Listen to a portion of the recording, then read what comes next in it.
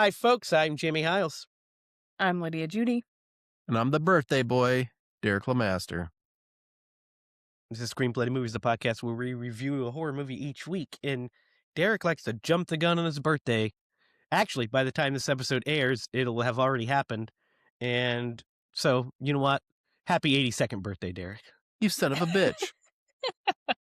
I'm not quite that old. But my birthday falls on Friday the 13th, so. This is Derek's birthday episode, yeah. And it is appropriately our Friday the 13th episode, the 7th of 12 of these things that we have to go through. So we're actually close. We're working our way through these. And guys, I do have to preface this before we get into tonight's movie. As this is kind of the end of the golden times. Just want you to know that. This is kind of the end of the good times. Because the next several are a little harder to get through, especially the one after next. But we're not there yet. Right now, we're still 1988. We're looking good. Paramount's still rolling, throwing these bad boys out. When we look at Friday the 13th, Part 7, The New Blood. So, guys, how are you doing tonight? Doing great. I'm feeling how you feeling. Oh, well, I don't feel great. Actually, I feel better than that, but yeah, I'm feeling all right. Yeah, good. You should. It's your birthday. You know, you get to go out and get like free meals from places. Who's giving away free meals? Oh no, you get birthday meals, right? You get birthday Sometimes meals. You get like I think free desserts. Yeah, I think Starbucks gives you like a free coffee. You could hit up some of your early bird specials and hit some of those up. Dude, what is wrong with what's up with the rudeness? No, but we do have a great show for you tonight, and we will get started right into Friday the 13th because, guys, I don't have to ask the typical question, which is, this isn't your first watch, right? Because we've all seen this movie, right? But do you guys remember the first time you watched this one? I do. You do? Go for it, Lydia. Well, I just watched it pretty recently for the first time because Jamie gave me one of his box sets of all these movies. So I kind of just the Paramount ones. The good ones. I went through them and yeah. Do you remember, Derek? Do you have any memories of, even if it's not the first one, but do you have memories of this as a kid? Oh, yeah. I remember this came out in 88. So I would have been 5. I didn't watch it then. I definitely watched this many times in the early to mid 90s for sure. Most of the time it was on like TBS around the Friday the 13th. Like they had those specials where they would air it. Probably TNT. Yeah, probably That's TNT. TNT. Yeah. But yeah, no, I've seen this movie quite a few times over the years. I kind of remember my first time watching this, actually. It was in the 90s. It was Joe Bob's Monster Vision marathon, the Friday the 13th Monster Vision marathon. And I vividly remember the telekinesis. I remember Jason's mask splitting open and seeing his face. Because that was pretty cool and scary.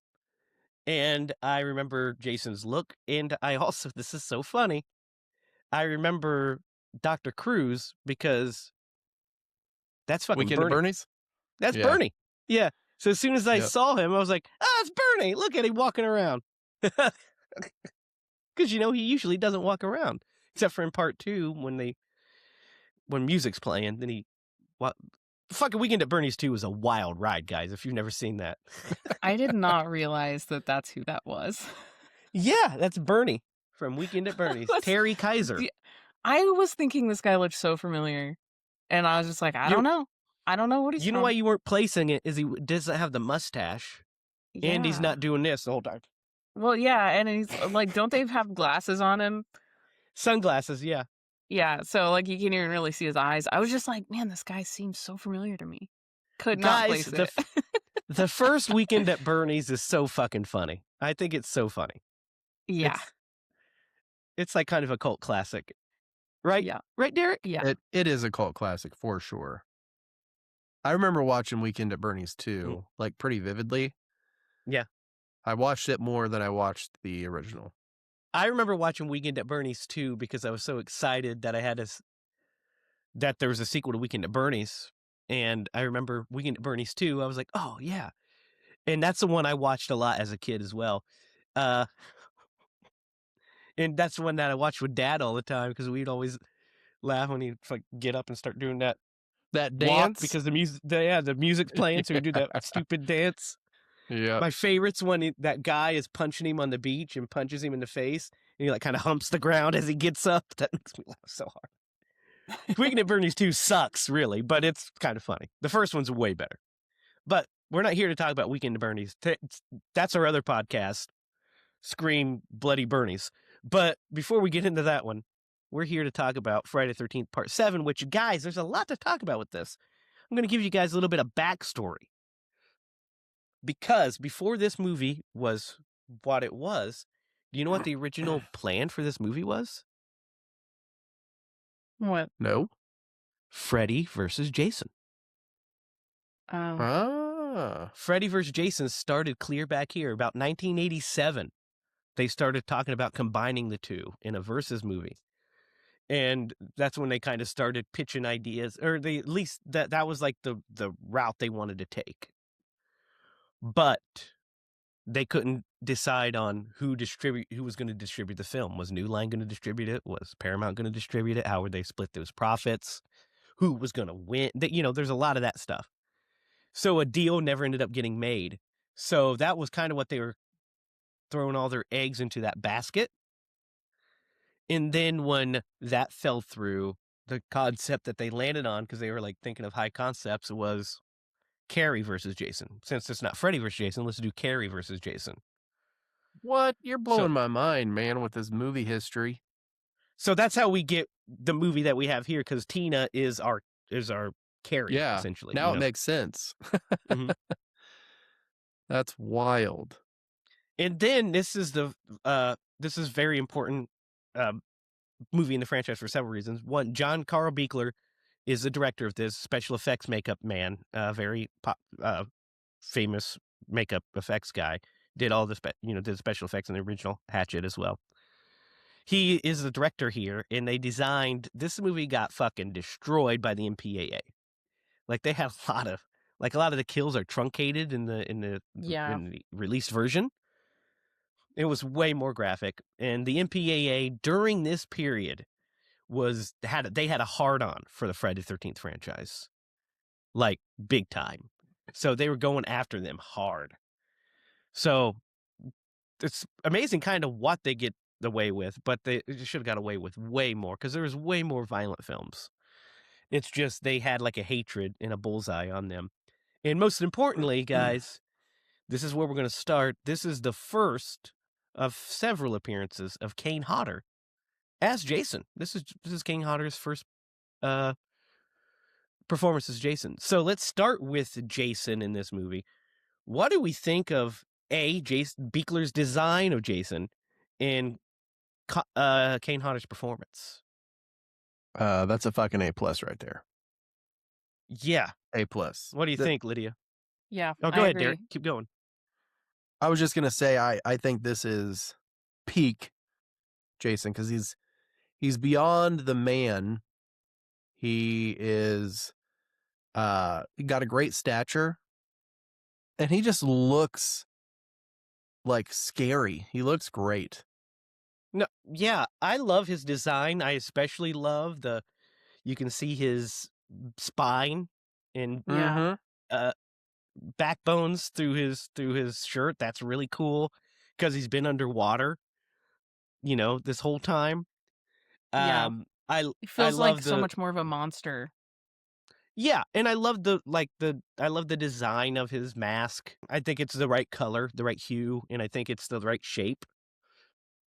And yeah, I think, and then Kane Hodder as Jason is great. He brings a great presence to it. especially like the intensity with his breathing. He's very physical. His physicality he brings to it. He brings little mannerisms and some anger to it. I think that, I mean, there's a reason that Kane Hodder is beloved in this role. And this is where it starts. I mean, puts in a great performance as Jason, does some amazing stunts. He does a fucking great fire stunt at the end of this movie, catches on fire. Does a great stunt where he jumps through a window, barely missing his head, by the way. Some great falls through stairs. He does it all. This is a physical Jason. Fucking has a house fall on his head. And then what do you guys think of like the setup to this? I mean, so we have what do you think of Tina, first of all, as a final girl and a character? I love the character. Sometimes sometimes the acting is, I feel like she was probably relatively new in the biz, maybe, but I love the idea. The idea of Tina is rock solid. What do you think, Lydia? Yeah. I really like Tina. I like the actress. I like the performance. I wish the writing would have been maybe a little bit more like her, and maybe a little stronger, you know? She kind of, like, towards the end, I get a little frustrated with her, but other than that, I really like her. Yeah, I think Tina's a really good final girl. Laura Park Lincoln is who plays her. She just passed away recently, actually. Yeah, she did. You're right. But yeah, she is. Tina's a really interesting final girl because she is one that actually has some baggage and some trauma that she's bringing up to the table. So she has a little bit of a backstory. We get that cold open with her dad, you know, her basically killing her dad because he is abusive, obviously. Smacked her mom. And then, you know, so she kind of goes back there for therapy. And then we find out that the evil Dr. Cruz, played by the great Terry Kaiser, who we talked about already, is basically trying to manipulate her into exploiting her telekinesis so he can use, you know, become rich and famous from it, from the discovery of this. And he's great, right? He does a great job of being deceptive. Just a vile asshole. Yeah. Yeah. He's just a little weasel. He's just a weasel, man. It's true. Yep. As soon as he comes on screen, you're like, he's a weasel. One thing I've also got to mention, and this always should get a mention and it can never be overlooked, is the fucking choice for the mom's hairdo, because it is fucking wild. It is pretty wild. What's wrong with it? It's terrible is what's wrong with it. That is a choice for hair. It's so funny. It makes me laugh. 80s all the way.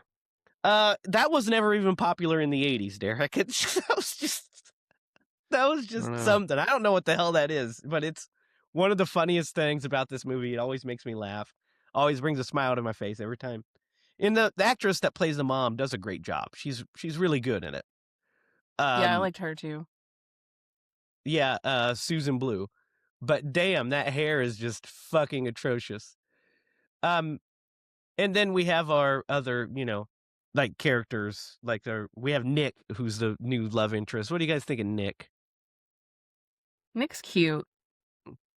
Yeah, Nick is kind of bland, but also kind of interesting because I like the fact that he's an outsider here too. Like he's not friends with these people. He's there for his cousin's party, and he's just, you know what I mean? Yeah. So he seems kind. Yeah, he is kind.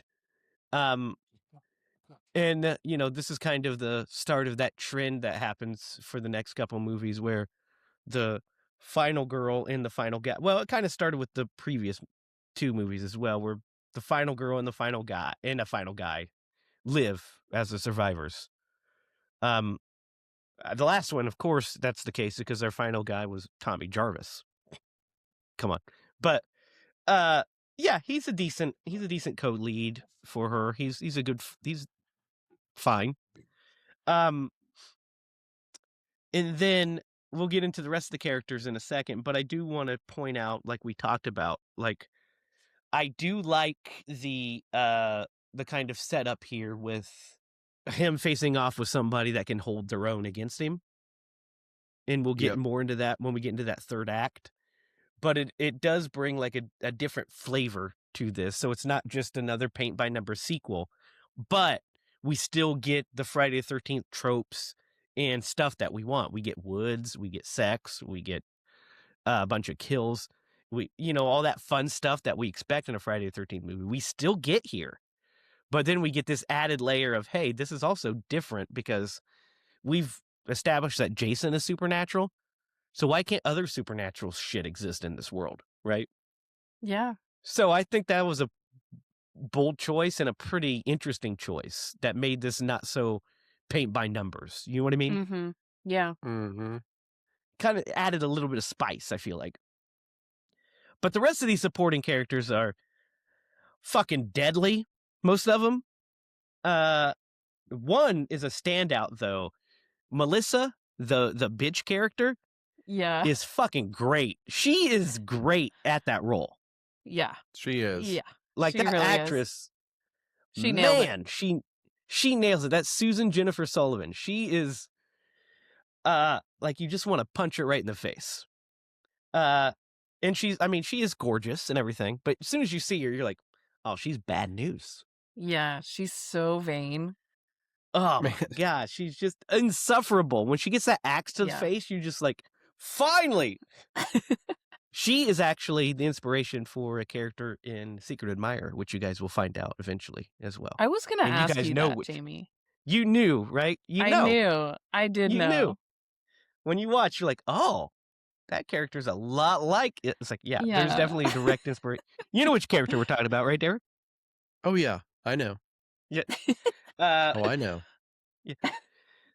You should know. You helped cast it, but yeah, she's great. And then the rest of the cast, some of them they go from either fine and interesting to just flat out why are they there and boring, like the couple that are that have sex in the van, that get killed in the van. Like they're just kind of there. They don't really. They have like their arc is they just are fighting at one point, then they're together, and so they're just there to pad the kill count. Yep, Yeah. that's all they're there for sure. The writer character is kind of funny because he's just like a fucking weirdo. He is a weirdo, but Writers Reminds me aren't of like somebody. that, by the way. he's Writers aren't quirky. like that, by the way. Speaking as one, that's a bad but maybe sci-fi writers, I suppose. Horror writers are way fucking cooler, let me tell you. Whatever What were you you saying, say, Derek? Jamie. No, he's kind of quirky, but it works for him. And that scene where he's like upstairs with Melissa?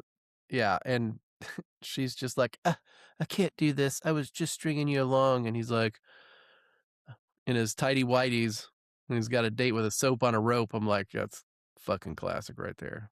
Dude, no, what's really funny about that is he's like, I can handle rejection. I've been rejected by some of the finest science Yeah. fiction magazines in the continental United States. Yep. Yep. Yeah. Good- And his good on very you. loud writing process. Oh, yeah. Space mummies. You're like, what are you talking about? Yeah, he did have some wild ideas.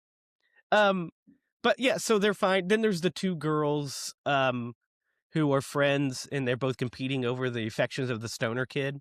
Robin and Sandra, I think, is who it is. Wait, before I lose this, her mom's hair, dude.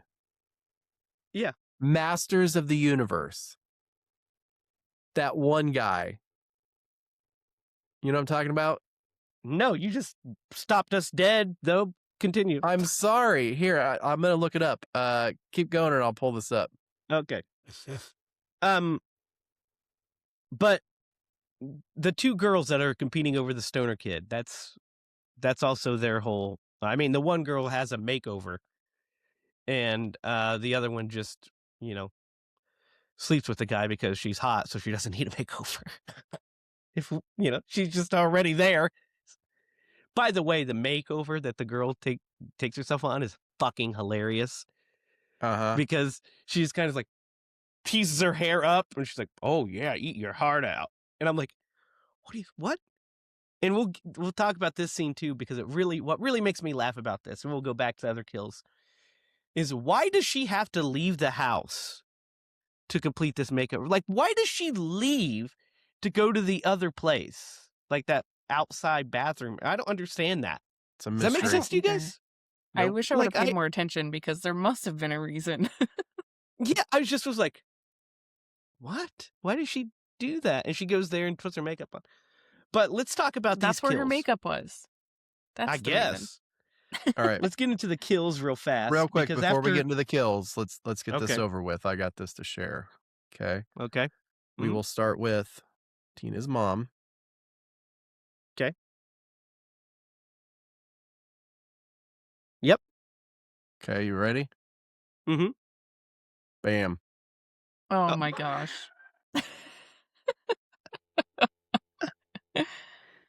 I'm telling you, that was the inspiration right there. Maybe. Well, yeah. I mean, they both kind of came out. This came out a year after, so maybe. Oh my gosh. So Amazing. after Jason is resurrected by Tina, we get he goes on his killing spree here, and the first people he kills is the cousin and my stepmom. The redheaded girl in this movie reminds me of my mom when she was in the fucking 80s and early 90s. Like, oh my gosh. especially the early 90s. She's big, red hair, teased up, wearing a fucking denim jacket. That, like, every time I see her, I'm like, look, there's mom. But their kills are okay, right? Like, her kill is kind of lame. Like, she gets, like, we see the thing coming from, because he spikes her, and then she has the thing in her neck hung up on the tree. Off screen, that part is. And then he gets the javelin in the back, the stake in the back, and then Jason holds him up and kills him. And Tina sees that in her mind's eye. What do you guys think of this set of kills? There's a lot of them. The two I just named, Derek. What are you talking about? What do you think of those specific two kills? Well, there's a lot of them. Name them one more time. I'm sorry. One more time. I'm sorry. I'm here. It's the kill of the couple that are traveling to the party. The cousin. Oh yeah, his cousin. The cousin. Michael? She gets the one in the neck, and he gets, it thrown at him, and then like lifted up by it. Mm-hmm. One thing I will say, and you mentioned something, and it's been a long enough that I probably kind of forgot this. The kills in general are like really quick, and you had mentioned that like there's a different version of this that's got more complete kills. Well, because all the scenes that I watched. Oh, go ahead. Yeah, they have the deleted scenes on the Blu-ray. Yeah, they found those footage, but they haven't cleaned them up. But they haven't cleaned them up and put them in the picture.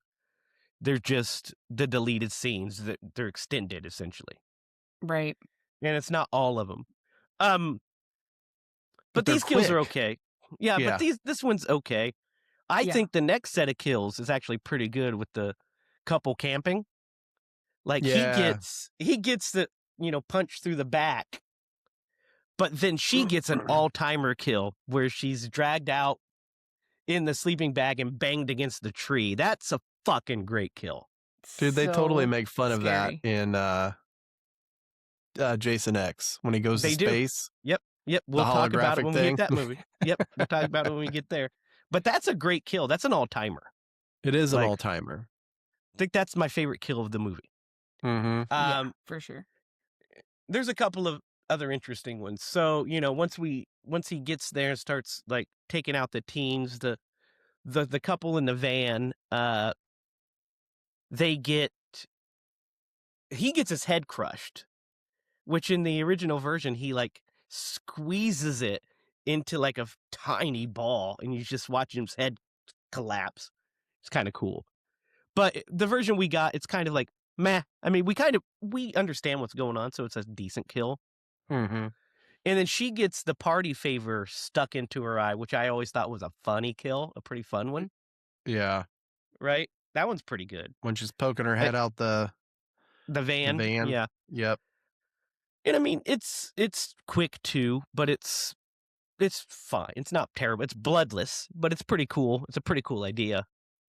But then we get the kill of the stoner guy, where he gets basically killed in the kitchen, and then we end up finding him decapitated later. And then she has one of my favorite kills in the movie as well, because it's a fucking awesome stunt where she's pulled out of the window, or thrown out of the window, I mean, by Jason. Yeah. What do you guys think of that one? That one was pretty crazy. Mm-hmm. Agreed. Because there's a good cat and mouse. I think that scene's a pretty good one, because there's a kind of fun cat and mouse. The lights are out. Mm-hmm. She's trying to see. She finds the decapitated head, so then she's trying to get out, and then Jason appears and fucking yeets her out of the window. You know, like everyone deserves to go out. That's how I want to go out. Our old I stoner want guy. the chest punch. The heart Yeah. punch thing. That's the way I want to go. Derek, you can have the Yeah. window. I want the heart punch. Yeah. The freaking how Ryder guy dies is kind of lame, I think. He just stabs him here, essentially. Just Mm-hmm. it's kind of like uninspired. They're like, oh well, we got to get rid of him. Let's just get rid of him. Then we have how Tina's mom dies. Mrs. Shepherd is pretty cool. Like with That was that. upsetting. Oh man. Yeah, That was she's like upsetting. hanging. Yeah, and Tina sees it in her mind's eye and shit. That's good. Fucking Causes her Bernie to is crash the car. Well, yeah, dude bitch pretty in much this. throws her in the Oh, way. yeah. Well, dude, yeah, he's such an Self-preservation. asshole. So not only is he there trying to, spark her telekinesis, right? Yeah. But then once he finds out that, there's something going on, he still wants to make that telekinesis go even more. So he starts gaslighting her. Yep. And hiding like the evidence that the stake and stuff, and hiding all the evidence that there's something going on. And then when Jason attacks, he fucking throws Mrs. Shepherd right in front of, like, holds her in front of him as a human shield to like be like, ah. And then Tina runs into him and sees he's covered in blood, and Jason pops up with a fucking wild ass weed whacker. Some yeah. hillbilly shit right there. Dude, and that kill would have been great if we could have actually seen him cutting with blood everywhere. Yeah. It gets censored too. That was disappointing. Yeah, because it's such a great concept, and Jason looks great holding that fucking. And then the makeover girl. I think her scene is pretty effective. Oh, I love hers, like going underneath the thing and Mm-hmm. The yeah. little cat and mouse. And then he breaks through the With shed those wall. 80s heels. Dude, yeah, I love the shot where she's like looking through the slits at him, and the lightning strikes, and you see Jason, like, you see him clock her, like the way he, and then he pretends like he doesn't see her and walks out. Then we get that cool like shot where we see the inside and outside, and we see Jason just kind of walk up behind her and then break through. I think that's a really cool scene. Mhm. Probably one of the most suspenseful scenes in the movie, I would say. For sure. Yeah, that's a fun one. We get our two lovebirds, like the responsible guy and his girlfriend, who's, also cousins, I guess. He gets an axe to the face, which is a pretty good one. And then she gets drowned essentially underwater, doesn't she? Jason just kind of drags her underwater. Is that how she I does? remember. Was she the... Oh, I'm trying to remember who that was. Which girl was that? Yeah, she was the one who was definitely searching for a rich husband. Sandra, yeah, they go skinny dipping. Russell's killed with the axe. Yeah. Okay. Yeah, she sees his body. And yeah, she's pulled under and drowned. That's what I thought happens, because she's the only nudity we see in the movie. Which is, well, no, there's two. We Nope. see the other girl upstairs. Yep. Yeah, but she's swimming to shore and sees him like laying there with his face split open. Which they had like good close up shots of that were cut from the MPAA, which is unfortunate. But and they had a very non safe for work name for that, by the way, which I'll tell you off mic. But they so then at that point we're down to just Tina, Nick, and Jason. And this is where the third act starts picking up, because Tina starts using her powers. And what do you guys think of the fights between them? Like that first one when she uses the electricity to electrocute him in the puddle. What do you guys think of that?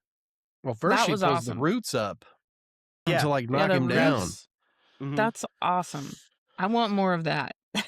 Yeah. Yeah. No, Badass. every one of their scenes is great. I love the fact that they gave, because like the final, Tommy's the closest, but he's still like he's a man, right? Like Mhm. this is the first time you kind of have supernatural versus supernatural in it. I wish they would have done more Mm. with this, or brought her back maybe in a different Well, movie, but they only had a budget of $2 million. that's $2.8 wild. million. So For they this could movie? only do so they could only do so much. They did pretty damn good for $2 million. Yeah, they did. So for $2.8 million. So they yeah, so the practical effects they use and stuff are great. Like I love the way the line lurches into the water and electrocutes him. And then when he chases her into the house and she fucking pulls the house down, the roof of the porch down on top of him. And then we That get was like scary. the final bit, like the big battle in the house. And then I forgot, also Melissa's still alive. And they're trying to explain to Melissa, hey, we've got to just, either we got to get out of here, we got to hunker down. And she's like, you guys are fucking crazy. You're as crazy as she is. I'm going to bed. You want to come? And you're like, are you not listening, you fucking idiot? Do you not hear what's going on? And I love when she opens the door and Jason's greeting her. And then we get the shot of him raising his axe, which is actually the cover to Friday the 13th, the video game for the NES. That's the cover of it. It's from this movie. It's a great cover. Mm-hmm. And so, we get that. And then she just buries that axe into her face and then flings her across the old CRT TV, the furniture TV. What do you guys think of that bit? Loved it. Couldn't have happened to a better person, right? Oh, for sure. I was sad. A tear shed from my right eye. And then we get like the big final climactic battle between Jason and Tina. The Carrie versus Jason that we were kind of promised. And it kind of kicks ass, because I love how she freaking uses the light to smash him in the face and he falls down through the stairs. Mm-hmm. Then he breaks out and, starts like freaking. He throws Nick down and starts to like fucking break his back with his foot. And then Tina uses her telekinesis to fucking tighten the mask around his head. And you see like the pus coming out from the back Yeah. where So it's like gross. tightening. So cool. Love it. And then the mask splits. And what do we think of Jason's maskless design in this one? I mean, I Pretty wouldn't make out badass. with him, but I thought he looked great. Yeah, he looks great, right? I mean, it's a Yeah. really cool design. Very Agreed. scary. Very Yeah. deadite. Yeah, I love that his design. And then, I love how she, strangles him with with the light cord and then breaks the freaking ground underneath him so he drops down to the basement. And then he pulls her down to have another battle. And this part I think is so cool when she uses all the stuff in the basement, which I The love when she nails. uses the nails. Yeah. And they fly. I love the one that flies, hits him in the head, and he just the way he rips it out and then stares at her like he's mad, like he's angry. Because he's not like he's been beaten up before, but he's not used to like just somebody like fucking working him over. You know what I mean? Mm-hmm. Mm-hmm. He's like Hulk Hogan, like he's like, this doesn't work for me, brother. Like, like I don't like this. And so when she uses the gas, I love that stop motion shot too, by the way, of the gas tank elongating so it Uh-huh. can sprout him out. And we get a really great fire stunt. What do you guys think of this fire stunt and the house explosion that follows? You know how we love practical explosions, Lydia. This is a great one. Mm-hmm. That Yeah, that fire stunt the is so cool. yeah. Respect. Mad respect. yeah. It's all the real stuff, man. That practical shit is the best. Yeah. You know what? They just can't replicate with CG. Is blowing up a model will always 100% be way more satisfying. Because what you can't, like, computer models can predict stuff or whatever, but physics is physics. So when that explosion happens and we see the actual just debris, like it come apart, we see the debris fly, it's just so fucking satisfying, right? Yeah. Yeah, it's so tangible. It feels more dangerous. You know how I feel about this. You think we should blow up Real House as always? Yeah. It's our role. Well, next time somebody gives us a $45 million budget to make our movies, we'll do that. Yes. Because that's just to buy one house in today's housing market. So, Yeah, we'll find an abandoned one that no one knows who owns it, and we'll just blow it up. yeah, that's called arson, Derek. I mean, it depends on your state. The only bad, like the only part of this movie I think sucks is this actual ending. What do you guys think of Oh. this ending? Where she summons her father's corpse? Question mark. Oh, He looks pretty it good pulls- for being in there for like 12 years. And then or however pulls long it him was. down. Yeah. Yeah, no, I agree. I think that's probably the weakest part of that. I agree 100%. It's kind of weird. It's just odd. What do you think, Yeah. Lydia? I was already a little bit frustrated with, I mean, some of this fight scene frustrated me just because I was like, can you just do something like a little bit more than like toss a plant at Jason, like can you do something cool? But I mean, Well, we she get does. this, Yeah. we get the big It explosion, we get the escalates. house falling, Yeah. but like some of the things that she did, I was like, girl, what are you doing? But Yeah, then well, you she get has to. this dad thing, and it's like, Yeah, what the she has heck to are we build doing? towards it. Like I think the stuff that she does in the actual final fight in the house is all good. Like Mhm. smashing, knocking him through the floor, or knocking him through the stairs, knocking him through the floor, hitting him with nails and catching him on fire. All that stuff is really cool.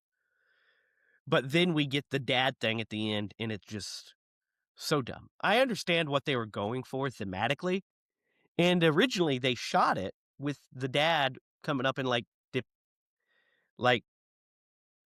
decaying makeup. He's dirty and, That and would have been decaying. better. So that way it's insinuating that his body was just down there. His body was never found, which is, what are you talking about? The fucking thing went under. But I mean, I guess that is true. Jason has been there for a long time, but they knew he was down there, I guess. It's like nobody was trying to look for him. Yeah. So it's like, If I yeah. don't know. But how it is now, it's just kind of nonsensical because we seen how Jason deteriorated under there. And the Yeah. dad is just like perfectly fine. A little dirty, It's like maybe. more of like a ghost of him, but he looks very And tangible. He looks very real. he is real because he It's pulls weird. Jason down. Yeah. It's It's the really weakest weird. part. Yeah. They could have came up with something better. They wanted it to be like that way. She's like, it's her, the way, I guess, her letting go of her guilt and realizing her dad forgives her kind of thing. I don't know. But it's the weakest part of the movie. And then we get the ending and find out that old Nick survived and they're just off into the ether where the final girls go to hang out after these movies. But yeah, the music's also good. It's Henry Manfredini, as always. So it's got some really good bits. The one we didn't talk about this, but I think the opening to this movie kicks ass where we get like the narration Yep, I agree. by I like the it. actor that plays Crazy Ralph. Yep. The Jason Voorhees curse. It's got a death curse. Yeah, the The death Jason curse. Voorhees curse. And then we get like the whole like montage of like the previous Friday movies. Is specifically Friday 6, like the recap of it and everything. And then the explosion of the tombstone and all that stuff. I'm like, yeah. And then it puts it right in with the title sequence, which is really cool.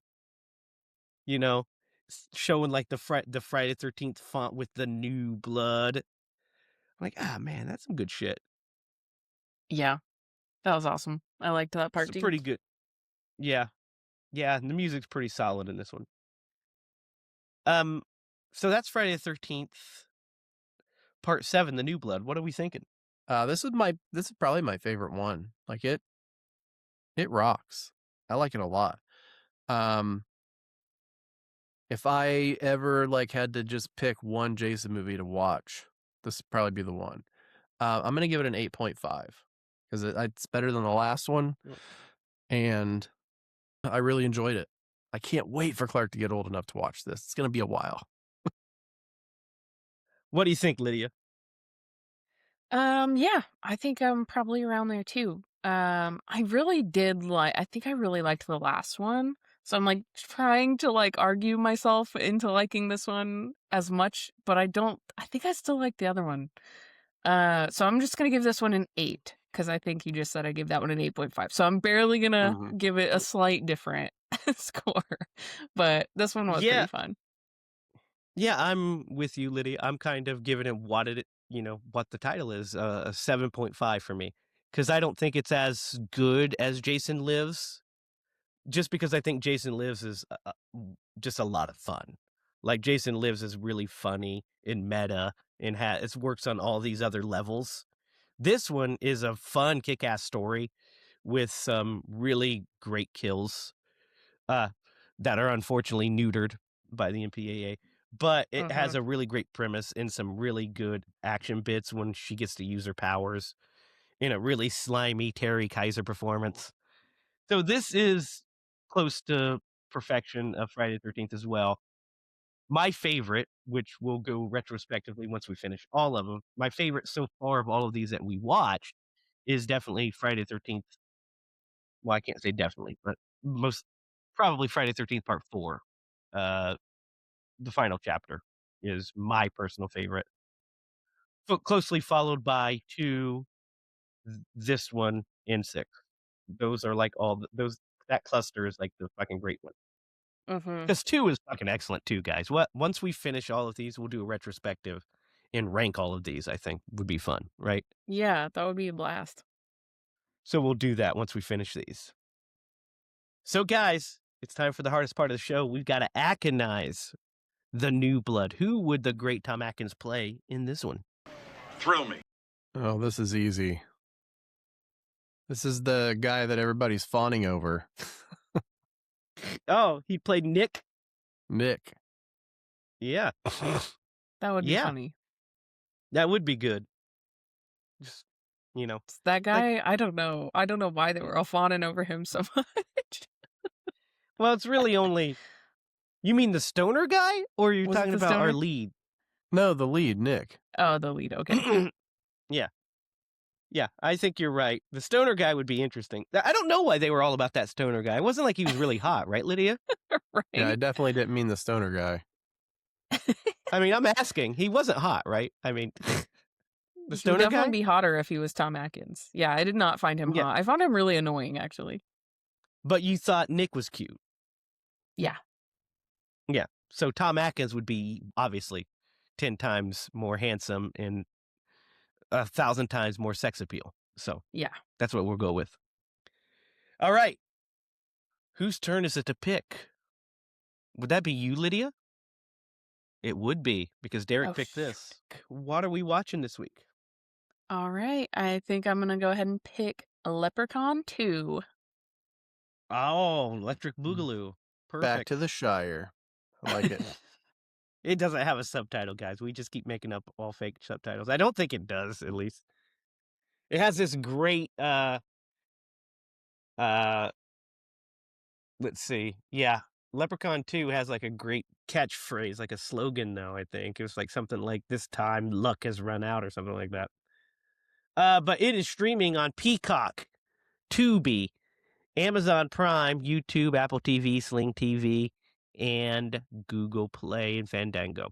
So, yes, that is what we will do next week. Leprechaun 2.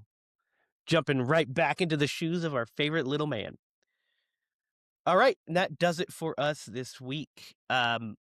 Be sure to comment down below your thoughts on Friday the 13th, The New Blood. Was there enough new blood? I personally don't think there's enough blood in this movie, but Mm-hmm. that was one of my only criticisms, that and the stupid-ass ending. But tell us your thoughts. Where does it rank in your Friday rankings? Let us know what you want us to do in the future. Do your homework and watch Leprechaun 2, because if we have to, so do you. And stay tuned. Next week, we will announce the title of the short film we are working on. We got some exciting updates for it. We are also currently still working on the feature film Secret Admirer, which you can watch the opening scene to right here. So you can follow us online at HiLaProductions.com. You can follow us at Facebook at HiLa Productions. So until next week, for Derek Lemaster and Lydia Judy, I'm Jamie Hiles. And remember, if you're going to scream bloody movies.